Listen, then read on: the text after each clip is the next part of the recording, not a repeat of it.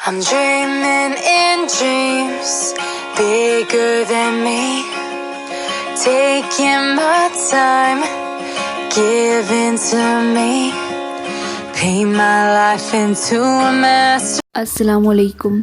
Mpox यानी monkey pox ये एक ज़ूनोटिक यानी जानवरों से इंसानों में मुंतकिल होने वाली डिजीज़ है। ये बीमारी अफ्रीका में काफ़ी अरसे से मौजूद है, लेकिन इसका आउटब्रेक हो चुका है और अब ये अफ्रीका से बाकी मुल्कों में भी फैल चुकी है। मंकी पॉक्स का वायरस मंकीज़, रैट्स और बाकी रोडेंट्स से ह्यूमंस में ट्रांसफ़र होता है और फिर इन्फेक्टेड पर्सन से दूसरे ह्यूमंस में ट्रांसफ़र हो सकता है। एनिमल से ह्यूमंस में ये किसी इंजरी के थ्रू ट्रांसफ़र होता है। ऐसे किसी इन्फेक्टेड रैट ने आपकी इंजरी पर सलाइवा गिरा दिया हो और उस तरीके से ये बॉडी के अंदर इंटर हो जाता है। अब ये बॉडी के अंदर जाकर इन्फेक्शन कॉज करता है।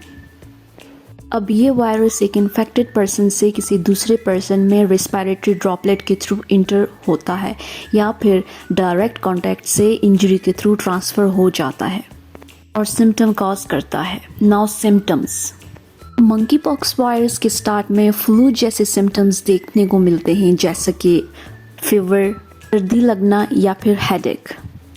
लेकिन 2 हफ्ते बाद पूरी बॉडी पर छाले बन जाते हैं और साथ ही साथ लिम्फ नोड भी स्वेल कर जाते हैं।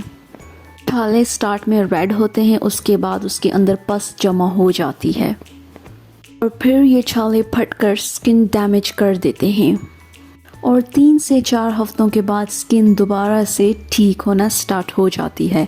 Now treatment. मंकी पॉक्स चूँकि एक वायरल डिजीज़ है तो इसीलिए इसकी कोई प्रॉपर ट्रीटमेंट नहीं है, लेकिन सिम्टम्स को कंट्रोल करने के लिए कुछ मेडिसिन्स रिकमेंड की जाती हैं। इसके साथ साथ ये कोई जानलेवा डिजीज़ नहीं है, इसीलिए आपको परेशान होने की ज़रूरत बिल्कुल भी नहीं है और इसके साथ साथ ये 3 से 4 हफ्तों में बिल्कुल ठीक हो जाती है।